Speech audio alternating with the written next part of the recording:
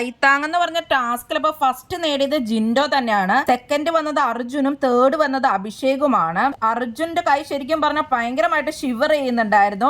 അർജുൻ അങ്ങനെ ഒരു പ്രോബ്ലം ഉണ്ടല്ലോ, എന്നിട്ടും അർജുൻ അടിപൊളിയായിട്ട് ടാസ്ക് ചെയ്തു എന്ന് തന്നെ വേണം പറയാൻ. നന്നായിട്ട് തന്നെ മാക്സിമം എഫോർട്ട് എടുത്ത് ഹോൾഡ് ചെയ്ത് പാടുപെട്ടായിരുന്നു പിടിച്ചിട്ടുണ്ടായിരുന്നത് അർജുൻ. ജിൻഡോയും നന്നായിട്ട് തന്നെ കളിച്ചു.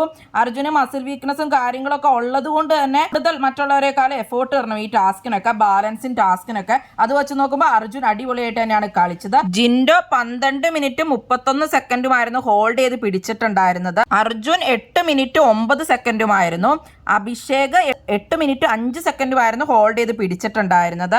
ഈ ടാസ്ക് കഴിയുമ്പോഴും മുൻപിൽ അഭിഷേക് തന്നെയാണ്. അഭിഷേകിന് 11 പോയിന്റ്സ് ആയിട്ടുണ്ട്. സെക്കൻഡ് ജിൻഡോ വന്നിരിക്കുകയാണ്. ജിൻഡോയ്ക്ക് 6 പോയിന്റും സായിക്ക് 5 പോയിന്റും അതുപോലെ തന്നെ അർജുന് 4 പോയിന്റും ആയിട്ടുണ്ട്. ഇനി അടുത്തുള്ള ടാസ്കുകളിൽ ശ്രീതു ആണ് ജയിക്കുന്നത് എന്നൊക്കെയാണ് അറിയാൻ സാധിക്കുന്നത്. എന്തായാലും നമുക്ക് നോക്കാം. അപ്പൊ പോയിന്റ്സ് ഒക്കെ എന്തായാലും മാറി മറിയും.